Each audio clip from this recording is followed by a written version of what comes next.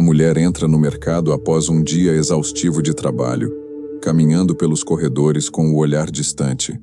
Ela coloca no carrinho apenas o estritamente necessário: pão, café, detergente e alguma coisa rápida para o jantar.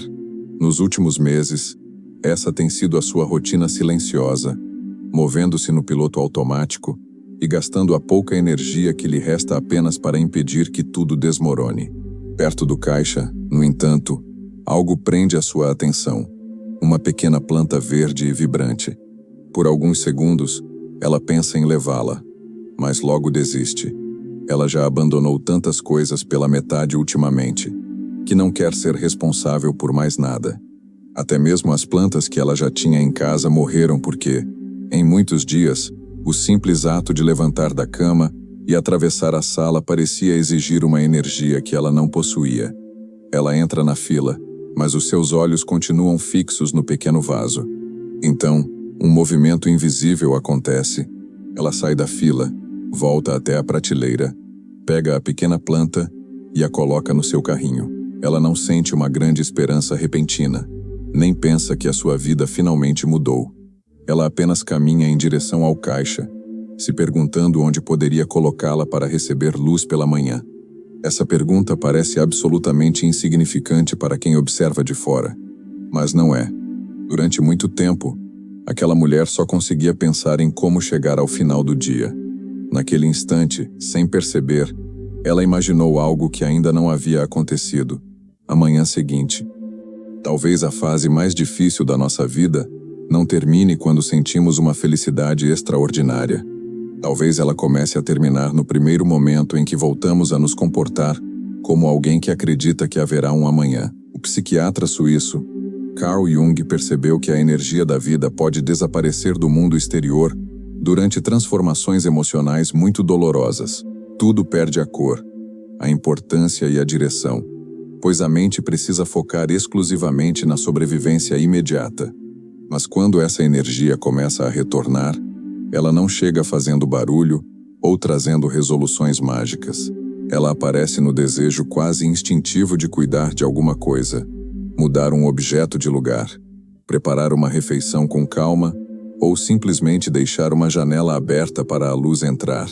Durante uma crise, grande parte da nossa energia psíquica fica presa ao acontecimento, à perda ou à antiga identidade. Quando ela finalmente começa a se libertar, ela reaparece primeiro nesses gestos minúsculos, silenciosos e aparentemente invisíveis. Neste vídeo, nós não vamos procurar por grandes sinais ou usar frases feitas para dizer que tudo ficará bem. Vamos observar os pequenos gestos cotidianos que revelam uma mudança muito maior. Você pode ainda não ter reconstruído a sua vida, mas talvez já não esteja apenas tentando sobreviver a ela. A sua fase mais difícil não termina quando você simplesmente esquece o que aconteceu. Ela termina quando o que aconteceu deixa de decidir como você vive o dia de hoje. Como perceber que a vida está voltando quando nada de grandioso parece ter acontecido. É exatamente isso que vamos investigar, descobrindo juntos os primeiros rastros silenciosos de que o futuro voltou a existir. Pense na mesma mulher do mercado chegando em casa, ou até mesmo em você, em uma noite qualquer. Você coloca uma roupa na máquina para lavar antes de ir dormir. Separa tranquilamente uma xícara e algo para o café da manhã. Coloca o celular para carregar. Deixa um copo de água ao lado da cama e talvez até anote uma tarefa no papel para o dia seguinte. Quem olha de fora não enxerga nenhuma transformação heróica nesse cenário. Parece apenas a rotina automática de uma pessoa comum. Porém, existe uma diferença psicológica monumental acontecendo no silêncio desse ambiente. Todas essas pequenas ações práticas estão sendo feitas por alguém que, depois de muito tempo, começou a considerar a existência do próprio amanhã. Durante a pior fase da sua dor, você não precisou assinar um documento desistindo formalmente do futuro. Bastava deixar de incluí-lo nas suas decisões diárias. A sua energia estava tão exaurida que você fazia apenas o estritamente necessário para impedir que tudo desmoronasse ao seu redor. Você comia o que estivesse mais fácil pela frente, deixava pequenos problemas se acumularem pelos cantos, adiava consultas e compromissos importantes. Não comprava nada que precisasse de cuidado constante e evitava organizar a semana, repetindo para si mesmo que depois resolveria. Não era necessariamente preguiça ou desleixo. Embora parecesse para muitos, o futuro simplesmente havia perdido a sua realidade emocional. Quando a sua força começa a retornar, você passa a realizar pequenas ações sem nenhuma recompensa imediata. Você guarda algo que só usará depois. Prepara a roupa do dia seguinte com antecedência. Marca uma data no calendário. Substitui um objeto quebrado antes que vire um estresse, ou começa uma atividade que não terminará no mesmo dia. Esses gestos revelam uma confiança íntima, ainda inconsciente. Alguma parte profunda de você voltou a acreditar que continuará presente para receber o resultado, como Carl Jung observou, a libido, entendida na sua psicologia como a nossa energia psíquica vital. Aos poucos começa a se desligar do estado de pura sobrevivência imediata e volta a investir o seu vigor nas conexões e no mundo ao redor.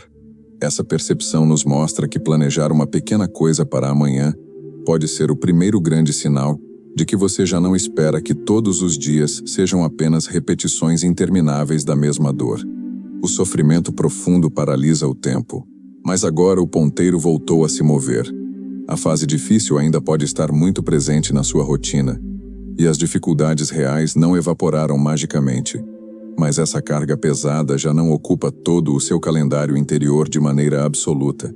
O amanhã voltou a ser uma possibilidade palpável. E, à medida que você volta a pisar no chão firme desse novo tempo, os seus olhos também começam a perceber detalhes que antes estavam completamente ocultos pela névoa emocional. É exatamente essa névoa se dissipando que faz com que, em uma manhã qualquer, você pare e note uma lâmpada que está queimada há meses na sua sala. Você de repente enxerga aquela gaveta que não fecha direito. Percebe o desgaste de uma toalha antiga. Nota uma parede vazia demais. Ou encara aquela cadeira no canto do quarto, que passou semanas sendo usada apenas para acumular roupas. Nada disso surgiu ali, magicamente, naquele exato dia. Aquela bagunça, aquele objeto fora do lugar, ou aquele desgaste já faziam parte do cenário há muito tempo. O que mudou, de forma silenciosa e poderosa, foi a sua capacidade orgânica de perceber.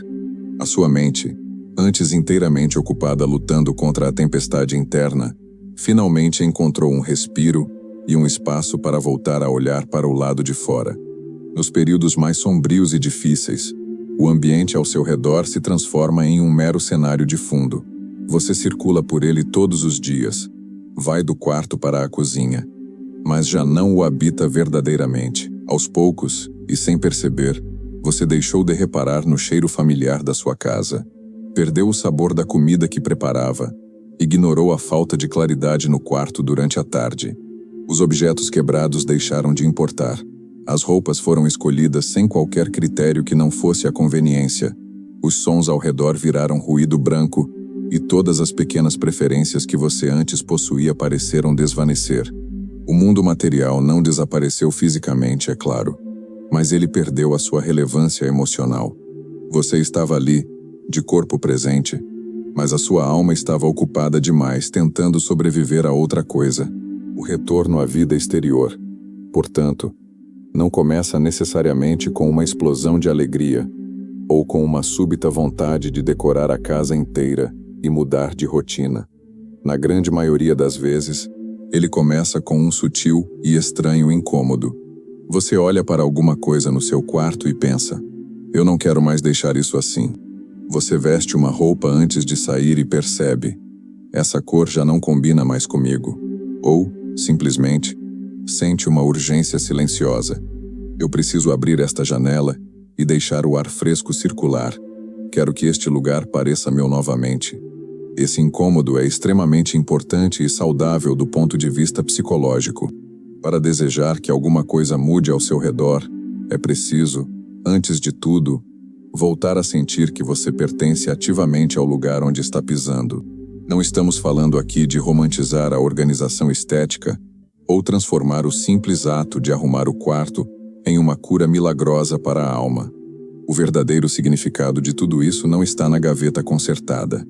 na parede que foi pintada ou na lâmpada nova instalada no teto. O significado real reside inteiramente no retorno da sua presença. Antes de conseguir reconstruir a sua vida por completo, você começa a querer habitar novamente o lugar onde ela acontece e, quando o presente volta a ganhar forma material e contorno diário, quando você finalmente aterrissa no agora, uma segunda e profunda mudança começa a acontecer silenciosamente. Você deixa de repetir a sua antiga história de dor para si mesmo todos os dias. Essa interrupção da repetição dolorosa surge da forma mais trivial possível. Imagine-se lavando uma xícara depois do almoço, esperando o ônibus na calçada ou caminhando pelos mesmos corredores daquele supermercado, quando um detalhe inusitado cruza a sua mente.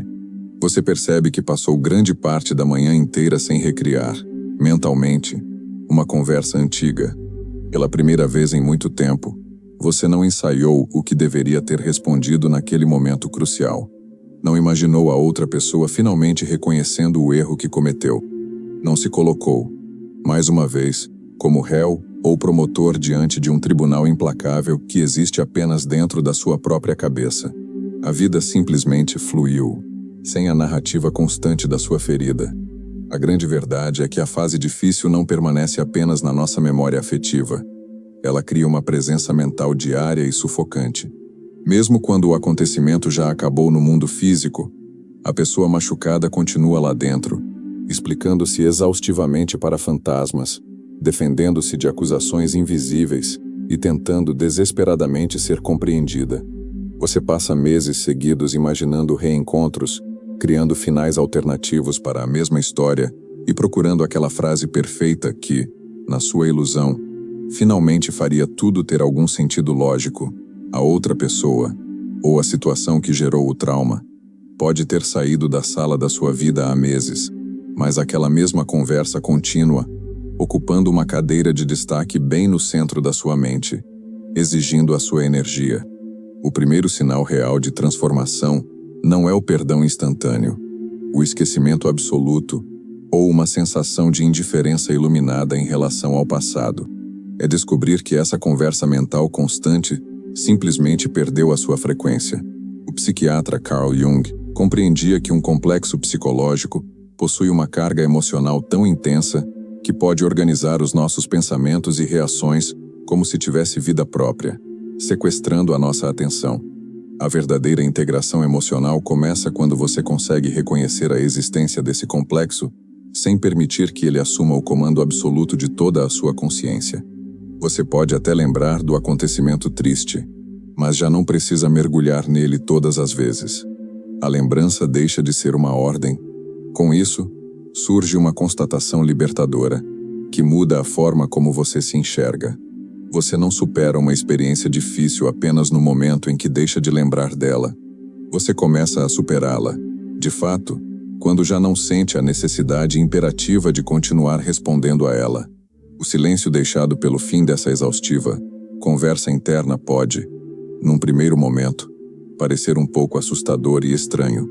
Afinal, durante muito tempo, essa dor serviu como a sua principal companhia, a explicação para todos os seus dias ruins e a única direção conhecida. No entanto, quando essa voz dolorosa finalmente abaixa o tom, um novo espaço se abre na sua mente para que você tome decisões de forma diferente. Esse novo espaço silencioso se revela na prática quando surge, do nada, uma oportunidade comum na sua rotina. Aceitar um convite inesperado de um amigo, iniciar um curso diferente, visitar um lugar novo, mudar um trajeto ou simplesmente puxar assunto com alguém desconhecido. Durante os meses de chumbo, a primeira reação automática da sua mente diante de qualquer novidade seria uma pergunta puramente defensiva. Como eu posso agir para impedir que aquilo que me machucou se repita? A vida era um constante cálculo de controle de danos. Mas de repente, diante dessa nova oportunidade, um pequeno milagre interno acontece, e pela primeira vez em muito tempo, surge outra pergunta no lugar da antiga. O que eu realmente quero fazer agora? Depois de sofrer um impacto emocional intenso, é extremamente comum que a pessoa passe a montar a sua vida inteira ao redor de uma única palavra: prevenção. Ela evita criar novos vínculos apenas para não correr o risco de ser abandonada novamente. Rejeita oportunidades promissoras para não falhar. Controla cada milímetro dos detalhes ao seu redor para não ser surpreendida por nada. Mantém uma distância rigorosa das pessoas para não parecer vulnerável e escolhe fazer somente aquilo que consegue prever com exatidão. Na sua mente exausta, ela acredita firmemente que está apenas construindo segurança e se protegendo do mundo. Na realidade, ela continua deixando que o seu passado doloroso tome absolutamente todas as decisões do seu presente. O fim da sua fase mais difícil não significa, de forma alguma, que você vai perder a sua prudência ou esquecer as lições valiosas que a dor te ensinou. Significa, sim, que você vai parar de tratar todo e qualquer acontecimento novo como se fosse uma inevitável continuação do desastre anterior. É perfeitamente possível aprender com as marcas do passado, sem transformá-las em um molde engessado para todas as novas pessoas, relações e possibilidades que cruzam o seu caminho. A vida deixa de ser organizada pela ferida, guiada por perguntas paralisantes como evito sofrer? Ou, e se tudo se repetir? E passa a ser sutilmente orientada pelo presente, onde você se permite questionar o que faz sentido neste momento, observando o território com calma e reconhecendo os seus limites sem precisar exigir certezas absolutas da vida. A verdadeira liberdade psicológica começa exatamente nesse ponto, quando o seu passado continua te oferecendo informações essenciais, mas perde definitivamente o direito de dar a ordem final. Você percebe que tomou as rédeas de volta quando consegue avaliar um cenário sem precisar consultar primeiro o medo que sobrou do ontem para saber como agir. A sua versão ferida finalmente descansa no banco do passageiro e deixa de ditar o roteiro da sua jornada. E é justamente quando você deixa de consultar constantemente essa ferida em cada encruzilhada da vida que consegue começar a ouvir, com nitidez, algo que permaneceu severamente abafado por muito tempo debaixo da dor. O som das suas próprias preferências esquecidas. E o resgate dessas preferências esquecidas muitas vezes esbarra num obstáculo silencioso que construímos ao longo dos anos. Imagine que alguém vire para você e faça uma pergunta banal sobre o fim de semana. O que você quer comer hoje? Qual filme prefere assistir? Ou aonde gostaria de ir? A sua resposta automática, quase sem pestanejar, sai em um tom pacífico e inofensivo. Para mim, tanto faz. O que você preferir? Você sorri, achando que está apenas sendo flexível. Mas, logo depois, uma ficha importante cai e você percebe com um leve incômodo que essa exata frase tem aparecido em quase todas as áreas da sua vida. O que parecia apenas um traço de fácil convivência, revela-se como um profundo apagamento de si mesmo. A verdade dolorosa é que muitas pessoas não perderam as suas vontades durante uma crise recente. Algumas talvez tenham passado anos a fio sem sequer desenvolvê-las. Para sobreviver a ambientes emocionalmente difíceis, ou tentar manter uma falsa paz ao redor, você foi lentamente treinado a escolher apenas aquilo que causaria o menor atrito possível. Você aprendeu a acompanhar passivamente os planos dos outros, a gostar do que era aprovado pela maioria, a evitar expressar qualquer opinião muito forte para não gerar conflito e a adaptar o seu próprio ritmo para não incomodar. Sem perceber, você começou a tratar qualquer desejo puramente pessoal como se fosse uma imperdoável complicação que precisava ser silenciada. Quando a vida começa a retornar, uma das mudanças mais discretas e profundas acontece exatamente aqui. Você volta a sentir pequenas preferências. Não estamos falando de grandes sonhos, mudanças radicais ou decisões transformadoras. Estamos falando de coisas aparentemente insignificantes. Você percebe que prefere sentar perto da janela, que gosta mais de caminhar pela manhã do que à noite, que determinada música ainda toca alguma coisa dentro de você, que uma roupa específica faz você se sentir melhor. Essas descobertas parecem pequenas, mas representam algo imenso, porque, durante muito tempo, a sua energia esteve tão concentrada em suportar a dor que não sobrava espaço interno para perceber quem você era fora dela. Jung observava que uma das tarefas centrais do desenvolvimento psicológico consiste justamente em diferenciar aquilo que realmente pertence à nossa natureza daquilo que foi construído apenas para nos adaptar às expectativas externas. Quando passamos muito tempo tentando sobreviver emocionalmente, essa diferença se torna confusa. Você deixa de saber onde termina a necessidade de agradar e onde começa a sua própria verdade. Por isso, o retorno das preferências não é um detalhe superficial. É um sinal de reconexão com a própria individualidade. Você começa a lembrar que existe uma pessoa dentro de você que não é apenas a soma dos seus problemas, das suas responsabilidades ou das suas feridas. Existe alguém que possui gostos, inclinações, interesses, curiosidades e desejos próprios. E quanto mais essa pessoa reaparece, menos a dor ocupa o centro absoluto da sua identidade. Durante uma fase difícil, é comum que toda a narrativa interna passe a girar ao redor do sofrimento. Você deixa de pensar quem eu sou e passa a pensar apenas o que aconteceu comigo. A diferença parece sutil, mas ela muda completamente a forma como você se enxerga.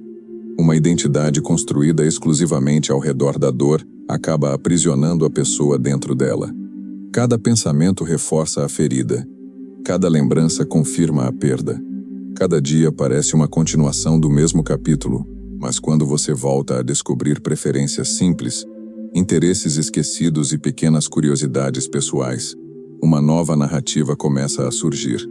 Você não é apenas alguém que sofreu. Você também é alguém que gosta de determinadas coisas, que se interessa por certos assuntos, que sente prazer em experiências específicas, que possui qualidades, talentos, defeitos e características que existiam antes da dor chegar e continuarão existindo depois que ela partir. Esse é um dos momentos mais importantes da recuperação emocional, porque a vida não retorna apenas quando a tristeza diminui. Ela retorna quando a sua identidade deixa de ser definida exclusivamente pela tristeza. Talvez você ainda tenha dias difíceis. Talvez ainda existam lembranças que doem. Talvez algumas cicatrizes permaneçam sensíveis durante muito tempo. Mas agora existe algo além delas. Existe espaço para outros interesses, outras experiências, outras perguntas, outras possibilidades. E é justamente nesse espaço recém-aberto que uma nova capacidade começa a surgir silenciosamente. A capacidade de sentir prazer sem culpa. Parece algo simples, mas, para muitas pessoas, esse é um dos passos mais difíceis de todos. Durante muito tempo, você pode ter acreditado que melhorar significaria sentir felicidade novamente. Mas a verdade é que existe uma etapa anterior, mais silenciosa e muitas vezes mais difícil. É a capacidade de experimentar um momento agradável sem imediatamente se punir por isso. Imagine alguém que passou meses atravessando uma perda, uma crise emocional profunda ou um período de intenso sofrimento psicológico. Então, em uma tarde qualquer, algo inesperado acontece. Ela ri de uma piada, se envolve em uma conversa interessante, assiste a um filme e se distrai, aprecia uma refeição, sente paz por alguns minutos e, logo depois, surge a culpa. Uma voz interna sussurra: como você consegue rir depois de tudo o que aconteceu?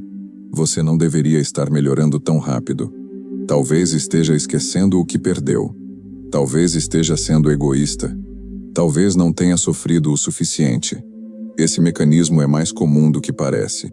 Muitas pessoas desenvolvem uma lealdade inconsciente à própria dor, como se continuar sofrendo fosse uma forma de demonstrar amor por aquilo que perderam, respeito pelo passado ou fidelidade à pessoa que eram durante os momentos difíceis. Mas existe uma armadilha profunda escondida nesse processo, porque a dor pode ensinar, pode transformar, pode revelar aspectos importantes da nossa personalidade, mas ela não foi feita para se tornar a nossa residência permanente.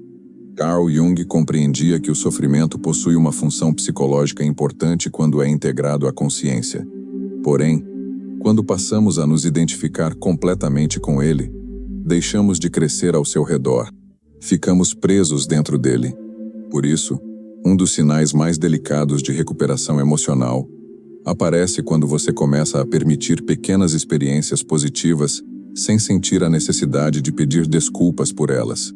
Você aprecia um momento bom e simplesmente o deixa existir, sem justificar, sem se explicar, sem transformá-lo em um julgamento moral. Talvez você tome um café observando a chuva pela janela. Talvez caminhe por uma rua tranquila. Talvez passe uma tarde inteira sem pensar naquilo que o machucou. E, pela primeira vez, não sinta a obrigação de compensar esse bem-estar com culpa. Esse momento parece pequeno, mas representa uma mudança gigantesca, porque significa que você deixou de tratar a felicidade como uma traição. Você percebe que continuar vivendo não diminui a importância daquilo que aconteceu.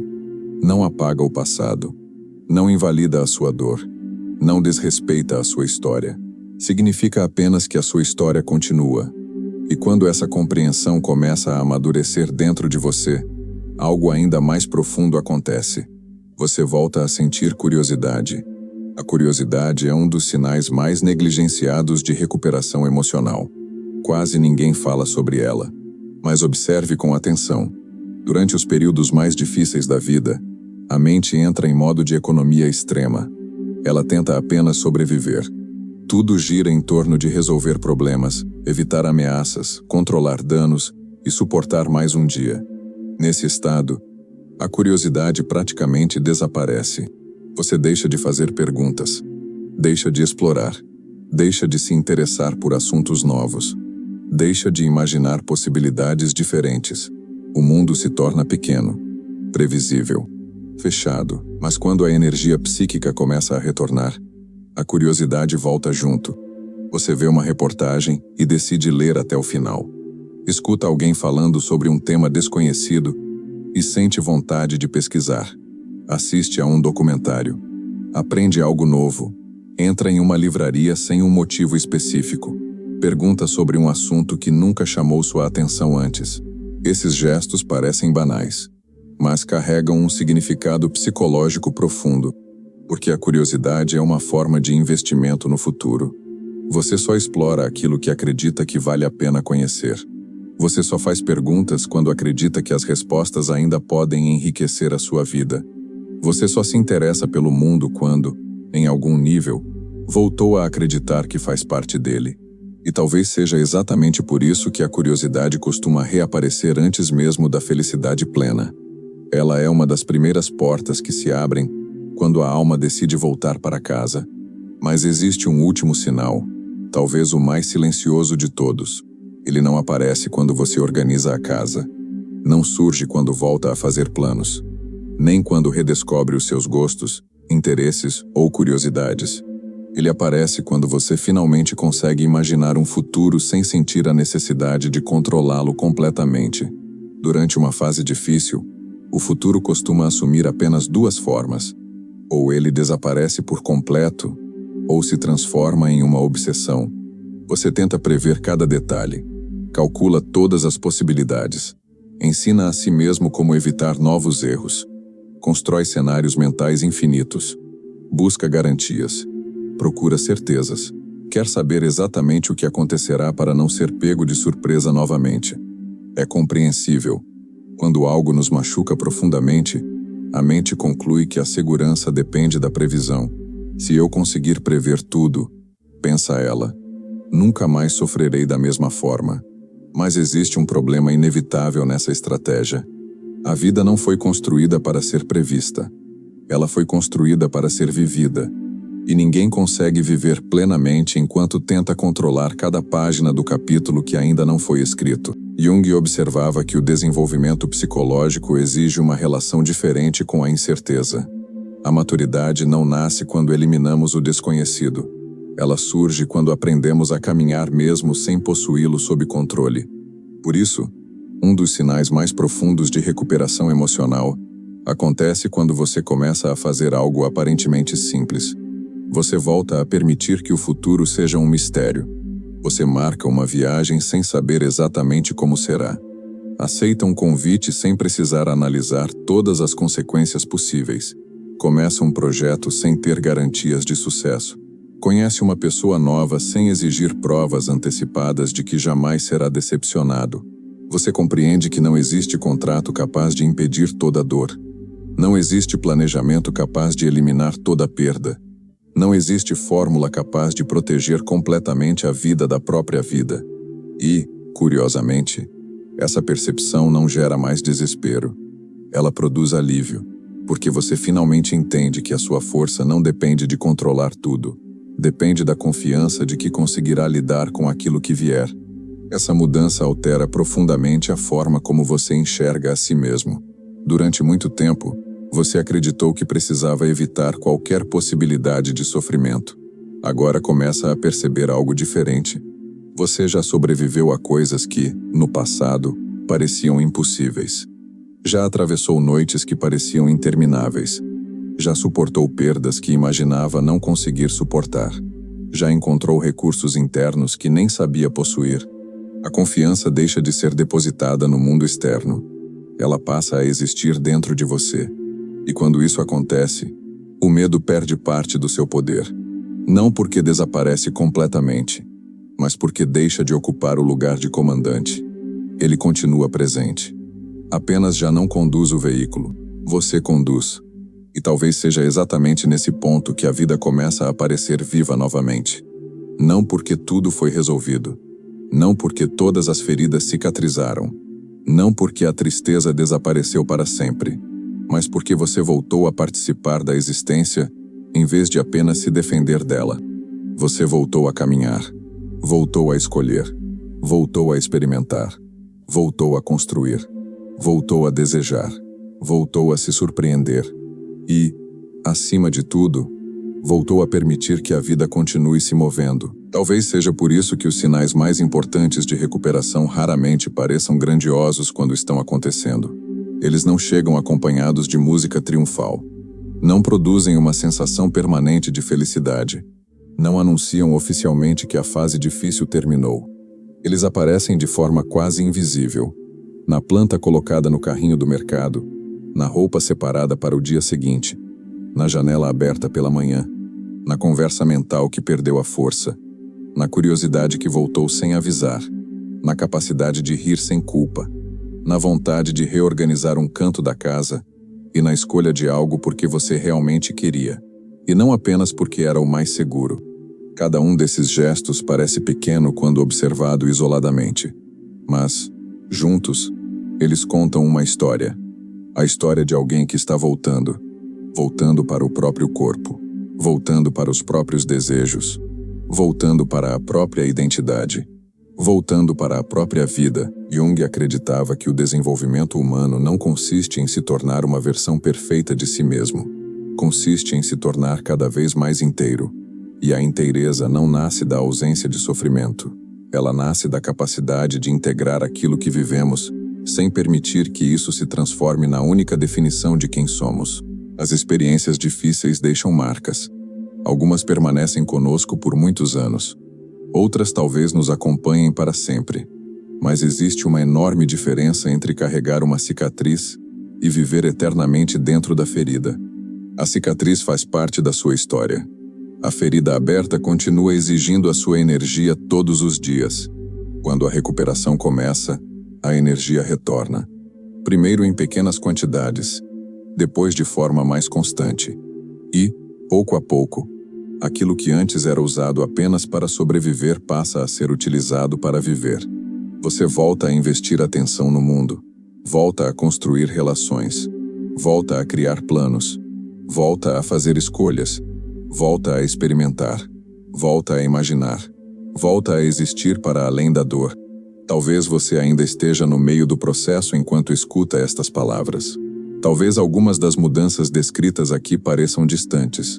Talvez outras já estejam acontecendo sem que você tenha percebido. Por isso, vale a pena observar com cuidado os pequenos movimentos da sua vida cotidiana, porque muitas vezes, a recuperação emocional não chega como uma revolução.